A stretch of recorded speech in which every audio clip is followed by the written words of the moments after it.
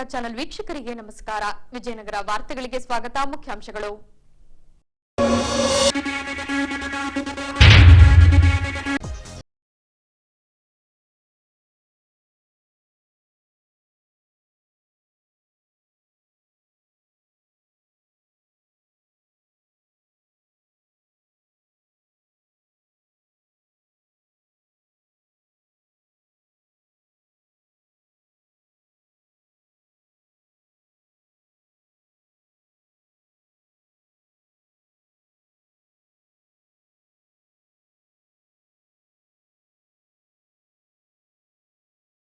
ತನ್ನಿಮಿತ್ಯ ಬಸವನದುರ್ಗ ಗ್ರಾಮಸ್ಥರಿಂದ ನೆರವೇರಿದ ಗಂಗಾ ಪೂಜೆ. ಈಗ ವಾರ್ತೆಗಳ ವಿವರ. ದಿನಾಂಕ 18ರಂದು ಕನಕದಾಸರ ಜಯಂತಿಯನ್ನ ಕೈಗೊಳ್ಳಲಾಗಿತ್ತು. ಈ ಭಾಗವಾಗಿ ಶಾಸಕ ಎಚ್ಆರ್ ಗವಿಯಪ್ಪನವರು ಸೇರಿದಂತೆ ಕುರುಬ ಸಮಾಜದ ಮುಖಂಡರು ಕನಕದಾಸರ ಪುತ್ಥಳಿಗೆ ಮಾಲಾರ್ಪಣೆಗೈದು ಜಯಂತಿಯ ಶುಭ ಹಾರೈಸಿದ್ದಾರೆ. ಹೇಗೆ ದಿನಾಂಕ 18ರಂದು ರೈಲ್ವೆ ನಿಲ್ದಾಣದ ರಸ್ತೆಯಲ್ಲಿ ಬರುವ ಕನಕದಾಸರ ವೃತ್ತಕ್ಕೆ ಆಗಮಿಸಿದ ಶಾಸಕ ಎಚ್ಆರ್ ಗವಿಯಪ್ಪ, ನಗರಸಭಾ ಅಧ್ಯಕ್ಷ ರೂಪೇಶ್ ಕುಮಾರ್ ಹಾಗೂ ಹಾಲುಮತ ಸಮಾಜದ ತಾಲೂಕು ಅಧ್ಯಕ್ಷ ರವಿಕುಮಾರ್ ಮತ್ತು ಕುರುಬ ಸಮಾಜದ ಮುಖಂಡರಿಂದ ಕನಕದಾಸರ ಪುತ್ಥಳಿಗೆ ಮಾಲಾರ್ಪಣೆಗೈದು ನಮಿಸಿದರು.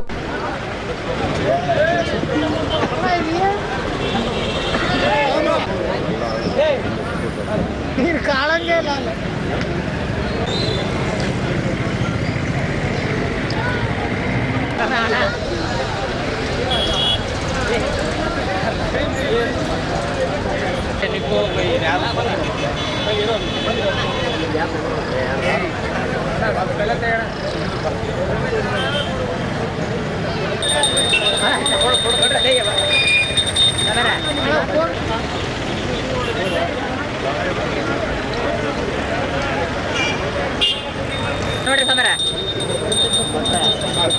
ಮಾಡ್ರಿ ಕೊಟ್ರ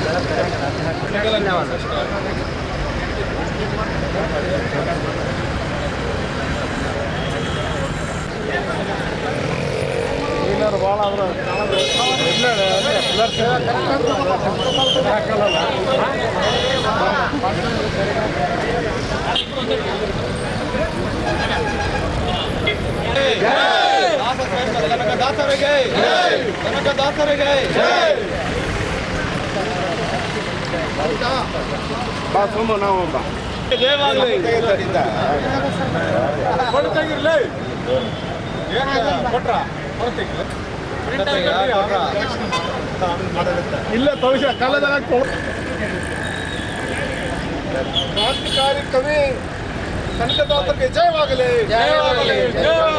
ಕ್ರಾಂತಿಕಾರಿ ಕವಿ ಕನಕದಾಸರಿಗೆ ಜಯವಾಗಲಿ.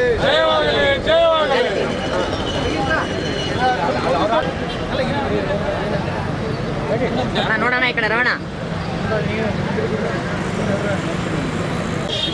ಎಲ್ಲರಿಗೂ ವಿಜಯನಗರ ಕ್ಷೇತ್ರದ ಎಲ್ಲ ಕುಲ ಬಾಂಧವರಿಗೆ ಎಲ್ಲರಿಗೂ ಇವತ್ತಿನ ದಿನ ಕನಕದಾಸ ಜಯಂತಿಯ ಶುಭಾಶಯಗಳು ಹೇಳ್ತೇನೆ.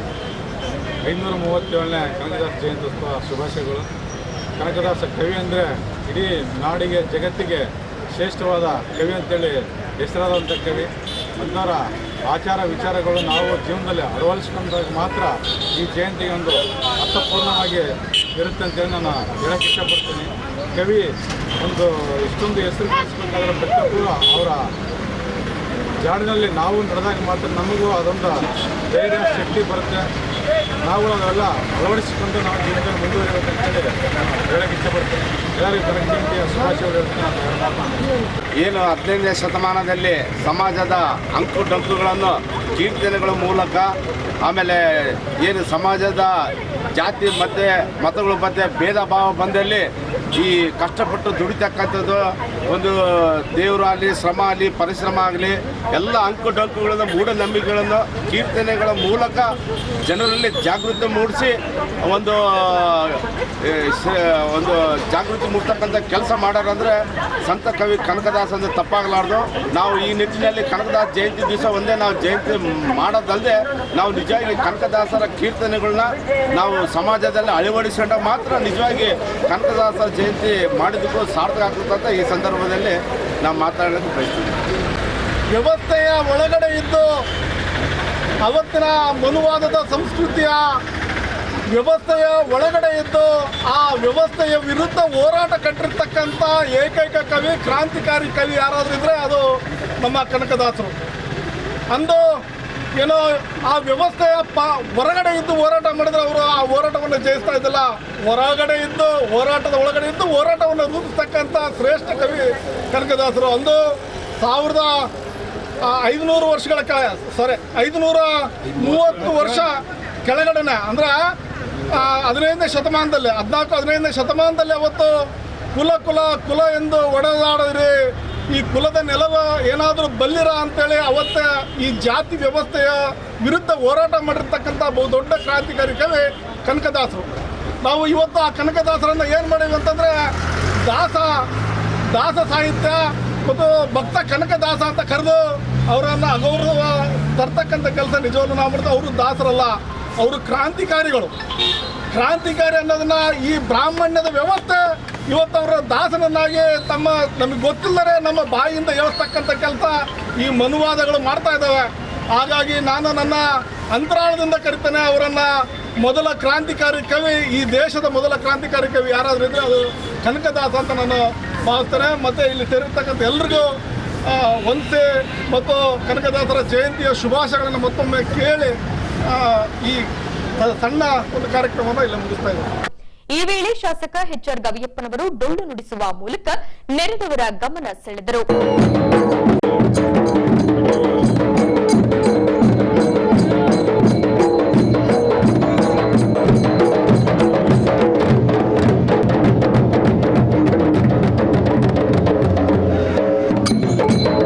ಇನ್ನು ಬಳ್ಳಾರಿ ರಸ್ತೆಯಲ್ಲಿ ಬರುವ ಆಶ್ರಯ ಕಾಲೋನಿಯಲ್ಲಿ ಈ ಭಾಗದ ನಗರಸಭಾ ಸದಸ್ಯ ದ್ವಾರಕೀಶ್, ಅಧ್ಯಕ್ಷ ರೂಪೇಶ್ ಕುಮಾರ್ ಸೇರಿದಂತೆ ಹಾಲಿ ಹಾಗೂ ಮಾಜಿ ನಗರಸಭಾ ಸದಸ್ಯರು ಹಾಗೂ ಎಲ್ಲಾ ಸಮುದಾಯದ ಮುಖಂಡರಿಂದ ಕನಕದಾಸರ ಬ್ಯಾನರ್ಗೆ ಪೂಜೆ ಸಲ್ಲಿಸಿ ಅವರು ತಮ್ಮ ಕೀರ್ತನೆಯ ಮೂಲಕ ಸಮಾಜದ ಅಂಕುಡೊಂಕುಗಳನ್ನ ತಿದ್ದಿದ ಕುರಿತು ಸ್ಮರಿಸಿದರು. ನಮ್ಮ ವಾರ್ಡಿನ ಕಡೆಯಿಂದ 22ನೇ ವಾರ್ಡಿನ ಕಡೆಯಿಂದ ಜನತಾ ಕ್ವಾರ್ಟರ್ಸ್ ಮತ್ತು ಆಶ್ರಯ ಕಾಲೋನಿಯಿಂದ ನಾವು ಇವತ್ತು ಈ ಕನಕದಾಸ ಜಯಂತಿಯನ್ನು ನಾವು ಮಾಡಿಸ್ತೀವಿ. ಎಲ್ಲ ಸಮಾನವಾಗಿದ್ದು ಎಲ್ಲ ಜನಾಂಗದವರು ಬಂದು ನಾವು ಇದು ಆಶೀರ್ವಾದ ಮಾಡ್ಕೊಂಡು ಇದು ಮಾಡಿರ್ತೀವಿ. ಕನಕದಾಸ ಜಯಂತಿ ಮಾಡಿರ್ತೀವಿ. ನಾನು ಹೇಳೋದೇನೆಂದರೆ ಎಲ್ಲರೂ ಕಲ್ತು ಮೆಲ್ತು ಇರಬೇಕಂತ ನಾವೊಂದು ಮಾತು ಕೇಳ್ತೀವಿ.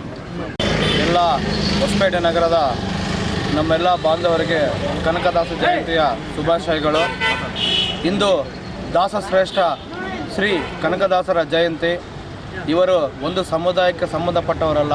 ಅವರ ದಾಸಗಳು, ಕೀರ್ತನೆಗಳು ಇಂದು ನಮ್ಮ ಜೀವನದಲ್ಲಿ ಅಳವಡಿಸಿಕೊಂಡು ಜೀವನ ಸಾಗಿಸುವ ಮುಖಾಂತರ ನಮಗೆ ಒಳ್ಳೆಯದಾಗುತ್ತೆ. ಎಲ್ಲ ಮುಂದಿನ ದಿನಗಳಲ್ಲಿ ದಾಸ ಪದಗಳನ್ನು ಅವರ ಕೀರ್ತನೆಗಳನ್ನು ನಾವು ಓದುವ ಮುಖಾಂತರ ನಮ್ಮ ಮಕ್ಕಳಿಗೆ ತಿಳಿಸುವ ಮುಖಾಂತರ ಅದರಲ್ಲಿರ್ತಕ್ಕಂಥ ಅರ್ಥ ಬೋಧನೆಯನ್ನು ತಿಳಿಸಿ ನಮ್ಮ ಮಕ್ಕಳನ್ನು ಒಂದು ಭಾವನಾತ್ಮಕ ಆಧ್ಯಾತ್ಮಿಕವಾಗಿ ಅವರನ್ನು ಬೆಳೆಸುವ ಮುಖಾಂತರ ಮುಂದಿನ ದಿನಗಳಲ್ಲಿ ಅವರು ನಮ್ಮ ದೇಶದ ಒಂದು ಹಿತಕ್ಕಾಗಿ ಅವರೆಲ್ಲ ದುಡಿಸ್ತಾರೆ, ಶ್ರಮಿಸ್ತಾರೆ ಅಂತ ಹೇಳುತ್ತಾ ಇಂದೊಂದು ಮತ್ತೊಮ್ಮೆ ಕನಕದಾಸ ಜಯಂತಿಯ ಶುಭಾಶಯಗಳು ಹೇಳ್ತಿದ್ದೇನೆ. ವಂದನೆಗಳು.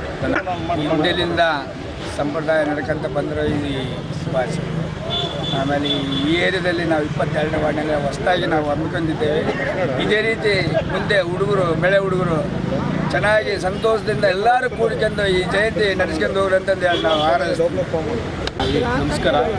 ನಮ್ಮ ವಾರ್ಡಲ್ಲಿ ಇವತ್ತು 22ನೇ ವಾರ್ಡ್ನಲ್ಲಿ ಇವತ್ತು ಎಲ್ಲ ನಮ್ಮ ಸಮಾಜದ ಮತ್ತು ಅಂದರೆ ಎಲ್ಲ ಕುರುಬ ಸಮಾಜ ಅಂತಲ್ಲ ಎಲ್ಲ ಸಮಾಜದವರು ಸೇರಿಬಿಟ್ಟು ನಮಗೆ ಅತಿ ಹೆಚ್ಚು ಹೆಮ್ಮೆ ಪಡ್ತಕ್ಕಂಥ ವಿಷಯ. ಯಾಕಂದರೆ ಎಲ್ಲರೂ ಸೇರಿ ಇವತ್ತು ನಮ್ಮ ಯಜಮಾನರುಗಳಾಗಿರ್ಬೋದು, ಎಲ್ಲ ಯುವಕರಾಗಿರ್ಬೋದು, ಎಲ್ಲರೂ ಸೇರಿ ನಮ್ಮ ವಾರ್ಡಲ್ಲಿ ಇವತ್ತು ಕನಕ ಜಯಂತಿ ಆಚರಣೆಯನ್ನು ಮಾಡ್ತಾಯಿದ್ದಾರೆ. ಅವ್ರಿಗೆಲ್ಲರಿಗೂ ಮುಂದಿನ ದಿನಗಳಲ್ಲಿ ಯಾವುದೇ ವಿಚಾರಗಳು ಬಂದಾಗ ಎಲ್ಲರೂ ನಾವು ಈಗ ಯಾವ ರೀತಿ ಅನ್ಯೋನ್ಯವಾಗಿ ಹೋಗ್ತೀವೋ ಅದೇ ರೀತಿಯಲ್ಲಿ ಮುಂದಿನ ದಿನಗಳು ಕೂಡ ಯಾವುದೇ ಜಯಂತಿಗಳು ಬರಲಿ ಎಲ್ಲರೂ ಬರಲಿ ಅನ್ಯೋನ್ಯವಾಗಿ ಕಲಿತು ಮಾಡ್ಕೊಂಡು ಹೋಗ್ಬೇಕಂತೇಳಿ ಮತ್ತೊಮ್ಮೆ ಕನಕ ಜಯಂತಿ ಆರ್ಥಿಕ ಶುಭಾಶಯಗಳಂತ ಹೇಳ್ತೀನಿ. ಜಿಲ್ಲಾಡಳಿತ ಹಾಗೂ ಪರಿಶಿಷ್ಟ ವರ್ಗಗಳ ಕಲ್ಯಾಣ ಇಲಾಖೆಯಿಂದ ಜನಜಾತಿಯ ಗೌರವ ದಿವಸ ಆಚರಣೆಯನ್ನ ಕೈಗೊಳ್ಳಲಾಗಿತ್ತು. ಈ ವೇಳೆ ಬುಡಕಟ್ಟು ಜನಾಂಗದ ಶ್ರೇಯೋಭಿವೃದ್ಧಿಗೆ ಶ್ರಮಿಸಿದ ಬಿರ್ಸಾ ಮುಂಡಾರವರ ಕೊಡುಗೆ ಕುರಿತಾಗಿ ಸ್ಮರಿಸಲಾಯಿತು. ಹೀಗೆ ವಿಜಯನಗರ ಜಿಲ್ಲಾ ಒಳ ಕ್ರೀಡಾಂಗಣದ ಸಭಾಂಗಣದಲ್ಲಿ ಧರ್ತಿ ಆಬ ಜನಜಾತಿಯ ಗ್ರಾಮ ಉತ್ಕರ್ಷ ಅಭಿಯಾನದ ಯೋಜನೆಯ ಅಡಿಯಲ್ಲಿ ಜನಜಾತಿಯ ಗೌರವ ದಿವಸ ದಿನಾಚರಣೆಯನ್ನ ಕೈಗೊಳ್ಳಲಾಗಿತ್ತು. ಈ ಭಾಗವಾಗಿ ಬಿರ್ಸಾ ಮುಂಡಾರವರ ಭಾವಚಿತ್ರಕ್ಕೆ ಪುಷ್ಪಾರ್ಚನೆಗೈದು ಅವರು ಬುಡಕಟ್ಟು ಜನಾಂಗದ ಶ್ರೇಯೋಭಿವೃದ್ಧಿಗೆ ಶ್ರಮಿಸಿದ ಕುರಿತು ಸ್ಮರಿಸಲಾಯಿತು. ಬಳಿಕ ಜಿಲ್ಲಾಧಿಕಾರಿ ಎಂಎಸ್ ದಿವಾಕರ್ ರವರು ಮಾತನಾಡಿ, ಬಿರ್ಸಾ ಮುಂಡಾರವರು ಬುಡಕಟ್ಟು ಸಮುದಾಯದಿಂದ ಬಂದವರು. ಈ ಸಮುದಾಯವನ್ನ ಮುಖ್ಯವಾಹಿನಿಗೆ ತರಬೇಕೆಂಬ ಉದ್ದೇಶದಿಂದ 1875ರಿಂದ ಹೋರಾಟ ಮಾಡಿಕೊಂಡು ಬಂದಿದ್ದರು. ಈ ಭಾಗವಾಗಿ ಬುಡಕಟ್ಟು ಸಮುದಾಯದ ಶ್ರೇಯೋಭಿವೃದ್ಧಿಗೆಂದು ಕೇಂದ್ರ ಸರ್ಕಾರದಿಂದ ಕೆಲ ಯೋಜನೆಗಳನ್ನು ಜಾರಿಗೆ ತಂದು ಅನುಷ್ಠಾನಗೊಳಿಸಲಾಗಿದೆ ಎಂದು ತಿಳಿಸಿದರು.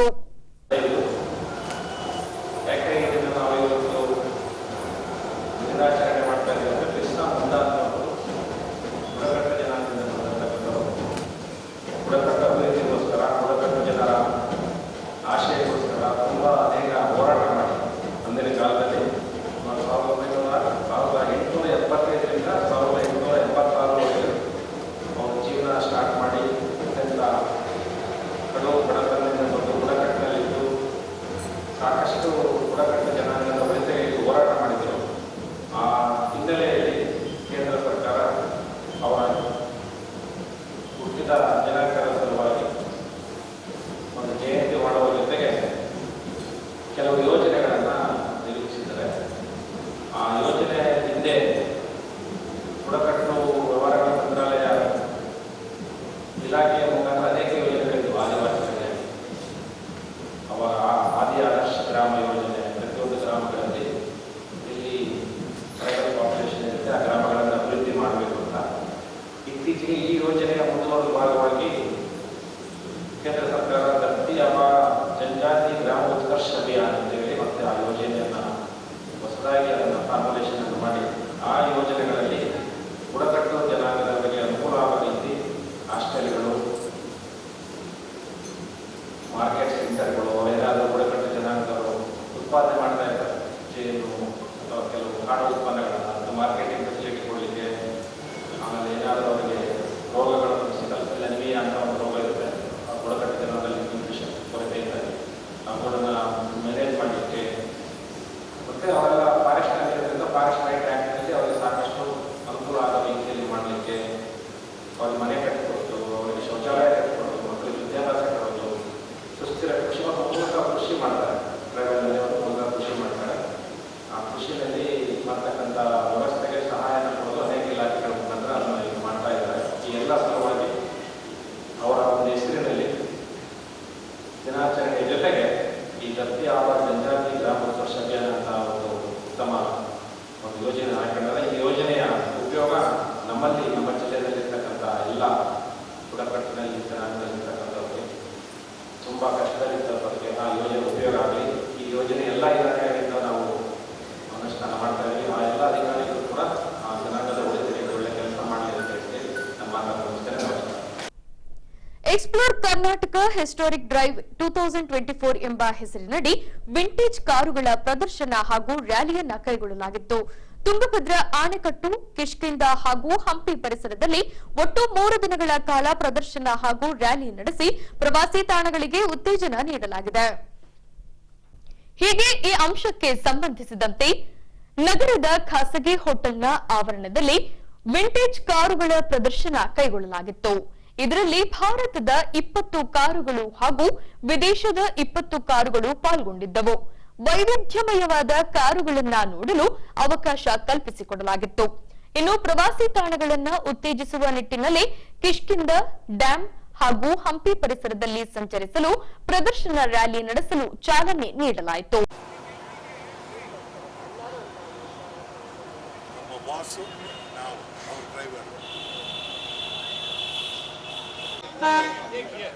ಈ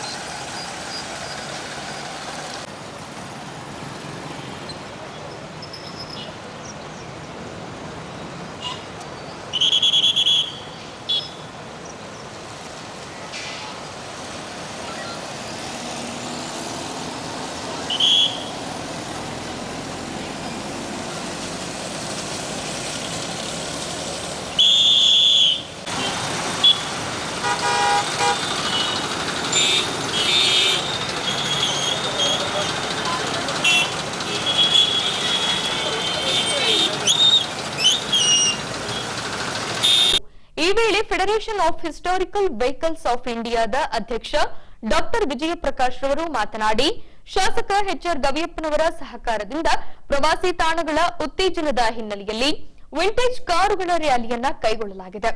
1936ನೇ ಸಾಲಿನಿಂದ ಹಿಡಿದು 1969ನೇ ಸಾಲಿನ ವಿವಿಧ ಕಂಪನಿಗಳ ಕಾರುಗಳ ರ್ಯಾಲಿ ನಡೆಯುತ್ತಿದೆ. ರಾಜ್ಯದ ಪ್ರಾಚೀನ ಕಾಲದ ಐತಿಹಾಸಿಕ ಸ್ಥಳಗಳನ್ನ ಮಾಧ್ಯಮಗಳ ಮೂಲಕ ವಿಶ್ವಕ್ಕೆ ಪರಿಚಯಿಸಿ ಪ್ರವಾಸಿ ತಾಣಗಳನ್ನು ಅಭಿವೃದ್ಧಿಪಡಿಸಬೇಕೆಂಬುದೇ ನಮ್ಮ ಮುಖ್ಯ ಉದ್ದೇಶವಾಗಿದೆ ಎಂದು ತಿಳಿಸಿದ್ದಾರೆ.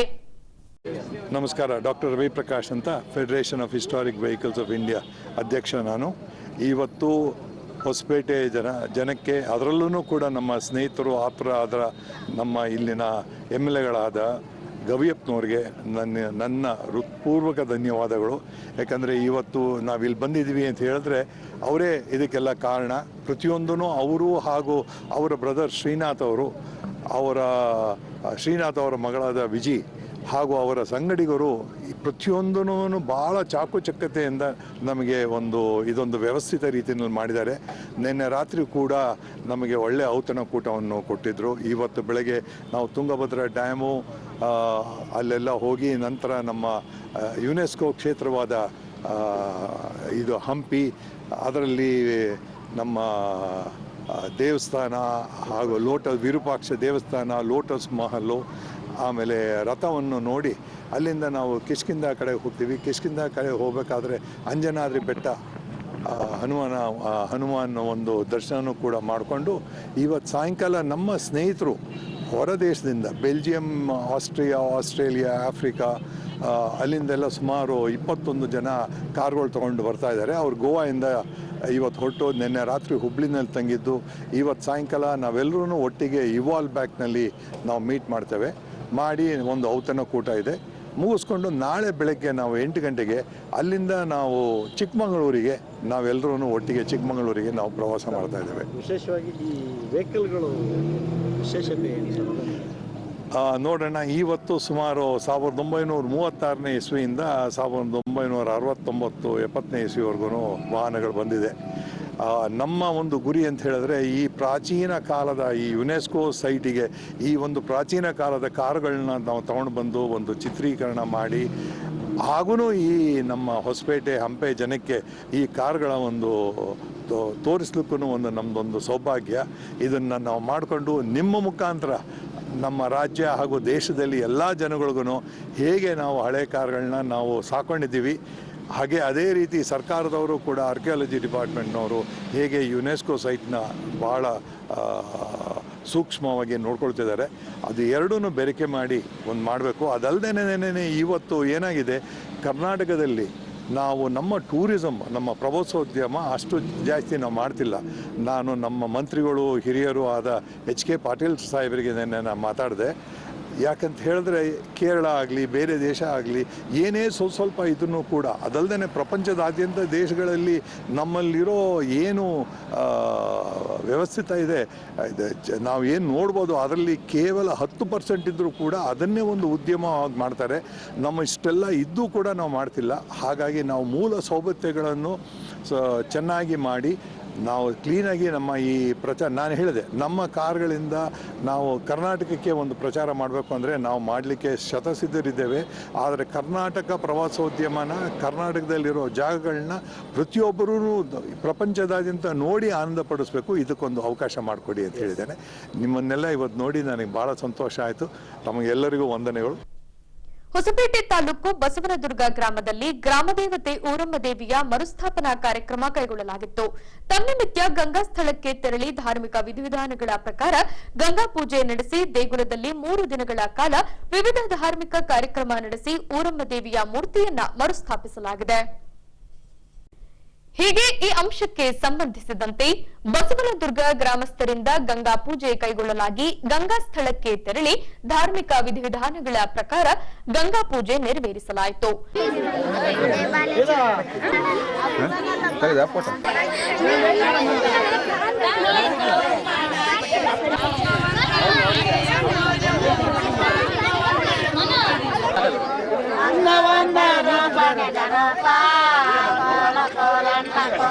ಅಂಗವಂದರೋಪಣಿ ಸರೋಪರಮಣಿಯಾದ ನಿಂಗವಮ್ಮನಾಗೆ ಇರುವೋಗೆ ಕೋಲ ಕೋಲನ್ನ ಕೋಲೆ ನಿಂಗವಮ್ಮನಾಗೆ ಇರುವೋಗೆ ಕೋಲ ಕೋಲನ್ನ ಕೋಲಮ್ಮನಾಗೆ ಇರುವೋಗೆ ಕೋಲ ಕೋಲನ್ನ ಕೋಲೆ ನಿಂಗವಮ್ಮನಾಗೆ ಇರುವೋಗೆ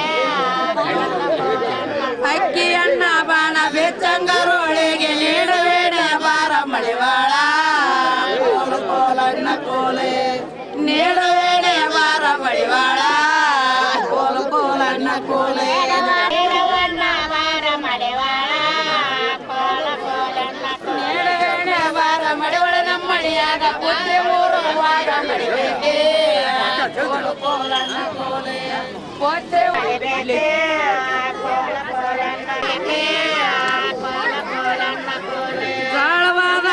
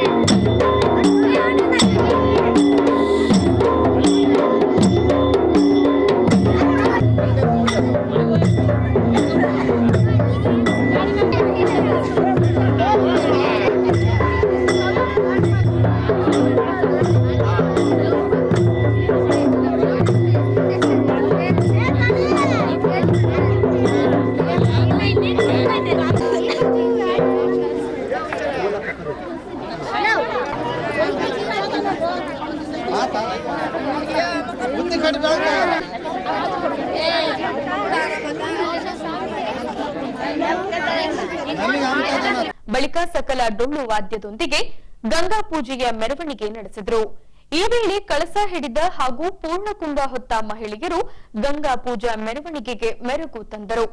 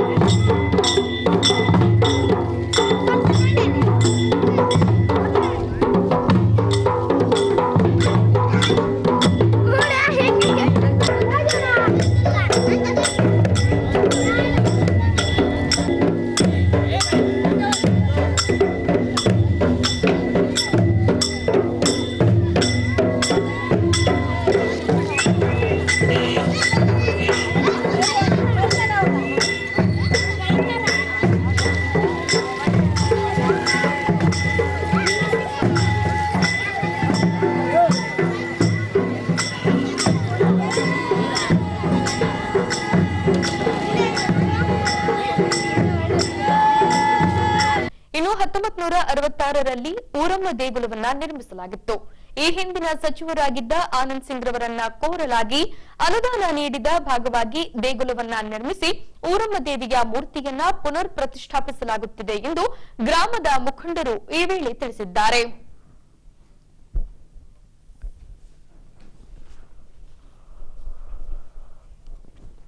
ಶ್ರೀ ಊರಮ್ಮ ದೇವಿಯ ಪುನರ್ ಪ್ರತಿಷ್ಠಾಪನೆ ಕಾರ್ಯಕ್ರಮ 17, 18, 19ನೇ ತಾರೀಕಿಗೆ ನಮ್ಮ ಗ್ರಾಮಸ್ಥರೆಲ್ಲ ಎಲ್ಲ ಸರ್ವಧರ್ಮದವರು ಸೇರಿ ಗುಡಿ ಹೊಸದಾಗಿ ನಿರ್ಮಾಣ ಮಾಡಿಕೊಟ್ಟಿರುವ ಆನಂದ್ ಸಿಂಗ್ ಅವರು ಸುಮಾರು 1966ರಲ್ಲಿ ನಮ್ಮ ಹಳೆ ಗುಡಿ ನಿರ್ಮಾಣವಾಗಿತ್ತು ದೊಡ್ಡವರು ಹೇಳಿದಂತೆ. ಆಮೇಲೆ ನಾವೆಲ್ಲ ಸೇರಿ ಗ್ರಾಮ ಪಂಚಾಯತ್ ಸದಸ್ಯರು ಮತ್ತು ಊರಿನ ಎಲ್ಲ ದೈವದವರು ಸೇರಿ ಹೋಗಿ ಆನಂದ್ ಸಿಂಗ್ ಸರ್ ಅವ್ರ ಹತ್ರ ನಮ್ಮ ಗುಡಿಗೆ ಕಟ್ಟಿಕೊಡ್ರು ಸರ್ ಅಂತ ಗ್ರಾಮ ದೇವತೆ ಒಂದು ಶಕ್ತಿ ದೇವತೆ ಈ ಗ್ರಾಮಕ್ಕೆ ನಾವು ಬೇಡಿಕೆ ಇಟ್ಟಾಗ ಸುಮಾರು 50 ಲಕ್ಷ ರೂಪಾಯಿ ಅವರು ಅನುದಾನ ಬಿಡುಗಡೆ ಮಾಡಿದರು. ಅವರು ಬಿಡುಗಡೆ ಮಾಡಿದ ಹಣದಲ್ಲೇ ನಾವೀಗ ಗುಡಿಯ ಕಾರ್ಯಕ್ರಮ ಅಂತಿಮ ಘಟ್ಟಕ್ಕೆ ಬಂತು, ನಿರ್ಮಾಣ ಆಗಿದೆ. ಅದಕ್ಕಾಗಿ ಚಂಡಿ ಹೋಮ, ಮಹಾಗಣಪತಿ ಯಾಗ ಮತ್ತು ಮಂಗಳವಾರ ದಿವಸ ಊರಮ್ಮ ದೇವಿಯ ಪುನರ್ ಪ್ರತಿಷ್ಠಾಪನೆ ಕಾರ್ಯಕ್ರಮ ಹಮ್ಮಿಕೊಂಡಿದ್ದು ಎಲ್ಲ ಊರಿನ ಎಲ್ಲರೂ ಯುವಕರು ಯಜಮಾನರು ಎಲ್ಲ ಸೇರಿ ಅತಿ ವಿಜೃಂಭಣೆಯಿಂದ ಇಂದು ಬೆಳಗ್ಗೆ 9 ಗಂಟೆಗೆ ಕಾರ್ಯಕ್ರಮ ಶುರುವಾಗಿದೆ. ಗಂಗಾ ಪೂಜೆ ಇವತ್ತು ಶುರುವಾಗಿದೆ. ಇಲ್ಲಿಂದ ಎಲ್ಲ ಹೋಮಗಳನ್ನು ಮಾಡಿ ಮತ್ತು ಮಂಗಳವಾರ ತನಕ 3 ದಿವಸ ಕಾರ್ಯಕ್ರಮ ಇಡೀ ಊರಿನವರೆಲ್ಲ ಸೇರಿ ತುಂಬ ವಿಜೃಂಭಣೆಯಿಂದ ಮಾಡ್ತಾಯಿದ್ದಾರೆ. ಇಷ್ಟೊಂದು ವಿಜೃಂಭಣೆಯಿಂದ ಮಾಡೋಕ್ಕೆ ಕಾರಣ ನಮ್ಮೂರಿನ ದೈವದವರು. ಈ ಕಾರ್ಯಕ್ರಮ ಮಾಡೋಕ್ಕೆ ಮುಖ್ಯ ಕಾರಣ ನಮ್ಮ ಮಾಜಿ ಸಚಿವರು ಶಾಸಕರಾಗಿರ್ತಕ್ಕಂಥ ನಮ್ಮ PS ಆನಂದ್ ಸಿಂಗ್ ಸರ್ ಅಂದರೆ ತಪ್ಪಾಗಲಿಕ್ಕಿಲ್ಲ. ನಮ್ಮೂರಿಗೆ ಸುಮಾರು 2 ಕೋಟಿ ಅನುದಾನ ಕೊಟ್ಟಿದ್ದಾರೆ ಅವರು. ದೇವರು ಅವರಿಗೆ ಆರೋಗ್ಯ ಆಯುಷ್ಯ ಕೊಟ್ಟು ಕಾಪಾಡಲಿ ಅಂತ ನಮ್ಮ ಊರ ಪರವಾಗಿ ಕೇಳ್ತಾ ನಾನೊಂದು 2 ಮಾತುಗಳನ್ನು ಮುಗಿಸ್ತಾ ಇದ್ದೀನಿ. ಎಂ ದುರ್ಗಪ್ಪ, ಗ್ರಾಮ ಪಂಚಾಯತಿ ಅಧ್ಯಕ್ಷರು, ನಾಗೇನಹಳ್ಳಿ. ಇಂದು ನಾವು ಗ್ರಾಮ ದೇವತೆ ಊರಮ್ಮನ ಪ್ರತಿಷ್ಠಾಪನೆ, ಪುನರ್ ಪ್ರತಿಷ್ಠಾಪನೆ ಮತ್ತು ಗಂಗೆ ಪೂಜೆ ಎಲ್ಲ ಹಮ್ಮಿಕೊಂಡಿದ್ದೀವಿ. ಭಾಳ ಶಾಂತಿ ರೀತಿಯಿಂದ ಜರುಗಿತು. ಇದಕ್ಕೆಲ್ಲ ಮುಖ್ಯ ಕಾರಣ ಅಂದರೆ ನಮ್ಮ ಮಾಜಿ ಶಾಸಕರು ಆನಂದ್ ಸಿಂಗ್ ಸಾರೆ ಅವರು ಕೊಟ್ಟಂಥ ಅನುದಾನದಿಂದ ಇವತ್ತು ನಮ್ಮೂರಲ್ಲಿ ಒಂದು 2 ಕೋಟಿ ರೂಪಾಯಿ ಅನುದಾನ ಕೊಟ್ಟಿದ್ದಾರೆ. ಅದರ ಪ್ರಕಾರ ಇದು ಫಸ್ಟ್ನೇ ಗುಡಿ ಓಪನಿಂಗ್ ಇದೆ. ಇನ್ನು ಅದೇ ಚೆನ್ನ ಬಸವೇಶ್ವರದು ಇನ್ನೂ ಪೆಂಡಿಂಗ್ ಇದೆ. ಅದು ಇನ್ನು ಸ್ವಲ್ಪ ದಿನದಲ್ಲಿ ಅದು ಪೂರ್ಣಗೊಳ್ಳುತ್ತದೆ. ಗುರು ಹಿರಿಯರು ಎಲ್ಲರೂ ಸೇರಿ ಇವತ್ತು ವಿಜೃಂಭಣೆಯಿಂದ ಆಚರಿಸಿದ್ದು ಊರಮ್ಮ ದೇವಿ ಓಪನಿಂಗ್ ಆಚರಿಸಿದ್ದು. ಈಗ ಕೊನೆಯಲ್ಲಿ ಮತ್ತೊಮ್ಮೆ ವಾರ್ತೆಗಳ ಮುಖ್ಯಾಂಶಗಳು.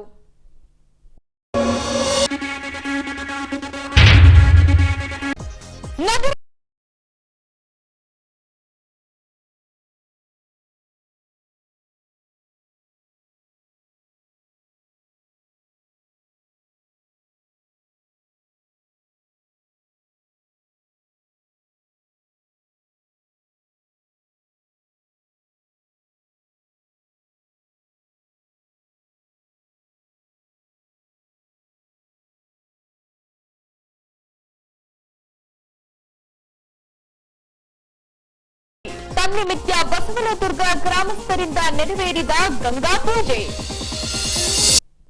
ಇಲ್ಲಿಗೆ ವಾರ್ತಾ ಪ್ರಸಾರ ಮುಕ್ತಾಯವಾಯಿತು. ದೈನಂದಿನ ಆಗುಹೋಗುಗಳ ಮಾಹಿತಿಗಾಗಿ ವೀಕ್ಷಿಸಿ ವಿಜಯನಗರ ಸುದ್ದಿವಾಹಿನಿ. ನಾನು ತೇಜಸ್ವಿನಿ ಪಿ ಪಾಟೀಲ್. ನಮಸ್ಕಾರ.